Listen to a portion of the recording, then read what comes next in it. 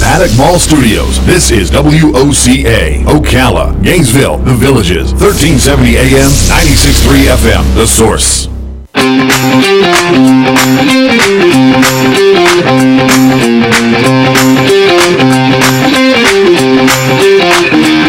All right, 5 minutes after 11 o'clock. Thank you for tuning in on the first day of November, right? 2 months from today. Can you believe it? It's going to be 2020. Wow. You're going to have perfect vision. Exactly. 2020. Exactly. We've had our next guest on the air with us before. Her new book is called Competing with Giants. Her name is always hard for me to pronounce. I'm going to give her a shot. Phuong, Uyen, Tran. Am I right? Did I say it right, Robin? Yes. Well, we'll find out for sure. She's been with us before. Her family has this amazing beverage company, and she's talking to us about, see, it's a family business, right? Mixing family with business and not ruining relationships is the topic today. Again, competing with giants, how one family-owned company took on the multinationals, and I think one of those multinationals is the Coca-Cola Corporation, right? Yeah. Phuong, Uyen, Tran, gosh, I'm so sorry if I'm not saying your name right. Good morning, how you doing? Good morning. It's a perfect pronunciation, actually. Oh my gosh, and where are you right now? I'm in Ho Chi Minh. You're in Ho Chi Minh City? Yes, I'm in Ho Chi Minh City. Oh, we add the word city in America, don't we? Yes. Yeah. Oh, how's the weather over there?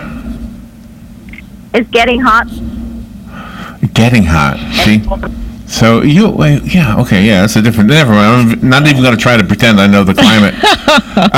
So tell me about working with your family. How old were you who started the business? Your grandfather?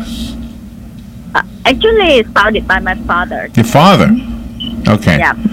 Yeah, I remember you telling us, and it's huge. I mean, what is the name of the soda again, or the drink? We have 3 flagships. The name of one of them is Dr. Tran, which is under my father's name as well. And another one is 0 Degree, and the last one is number 1. And you outsell who? Coca-Cola? Yeah. That's amazing. So how many people in your family actually work at the business?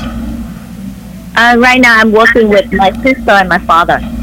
And how's that going? Well, your dad started the whole thing. Is he your dad or is he your boss? It's a great question. I used to say that if I can work with my family members, it's a blessing.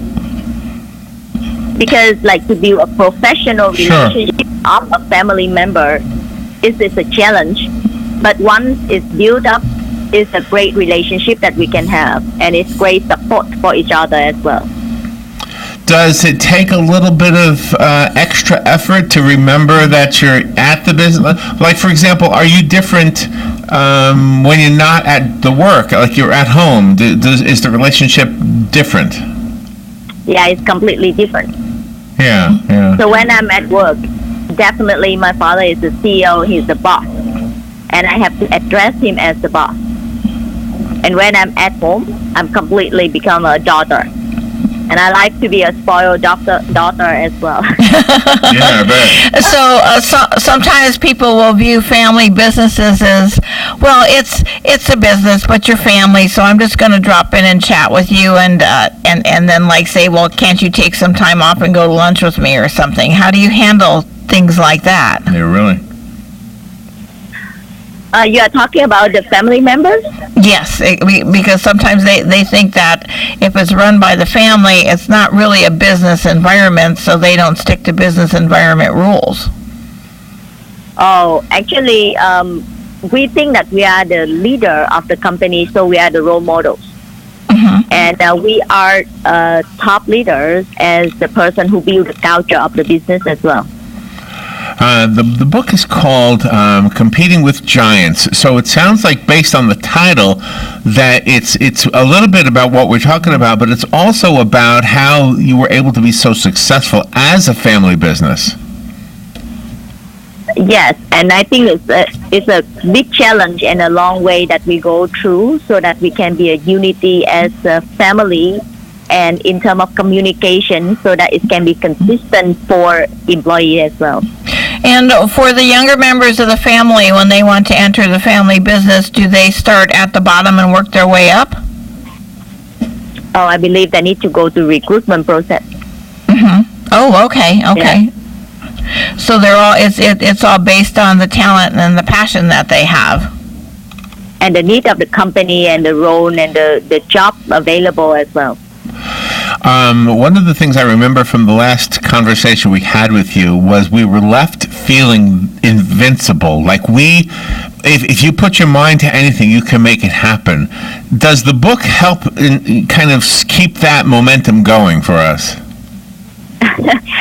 I think there is a lot of things like how to make a future when we mean future is not happened before. So that is where we build the culture and the spirit of employees. The same with that. So we love to we build a company that we can be among top 10 company in Asia. That is the vision that we love to have.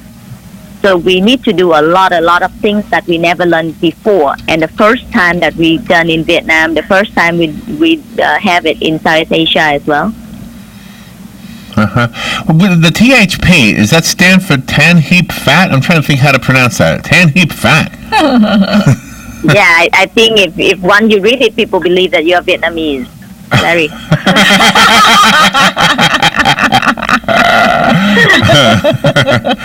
What does that actually mean, Tan Heap Fat? What does that mean? So the heap fat means cooperate with each other and grow together. Oh, okay. So Tan means new. That is the name of the company founded by my grandfather, and my parents would love to keep it, so we add the word new. And that is the way how we build the name. So that means that when any family member or employee has an idea, they'll bring it to you or your father, and then you will weigh it to see if that is something new that you want to incorporate. Actually, they should come to finance department first. Oh.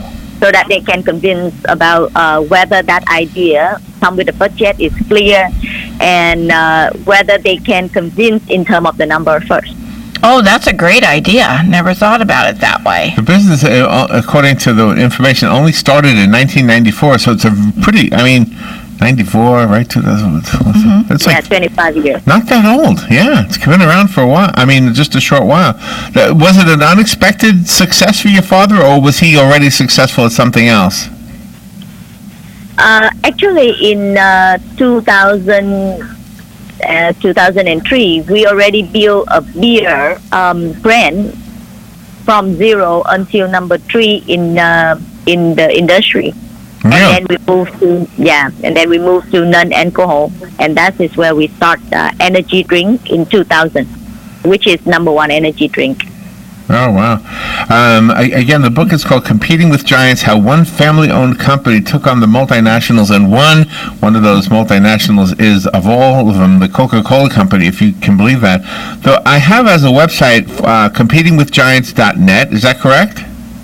Yes, competingwithgiants.net. Okay. And there's also, obviously, the Amazon website, so you can get the book. And other than that, is there a different website for the business, for the THP? Yes, there's one named thp.com.vn. Okay. Oh, the VN for Vietnam, of course. Yeah. Well, it's so good to see that your country is doing so well. First of all, I just think that's a good thing to know. And you are the leaders of so much of what's going on over there. If you're ever in Florida, come on and visit us. Do you ever get over this way? I've just come back from Hawaii last month. Hawaii? That's not even close. I'm sorry. Florida, we're like 8,000 miles away. Well, I think you're really outstanding, and I really do appreciate all the insight that you've been able to give us, because you're an excellent writer, and you really have a great work ethic, but still you're a lot of fun, and you treasure family.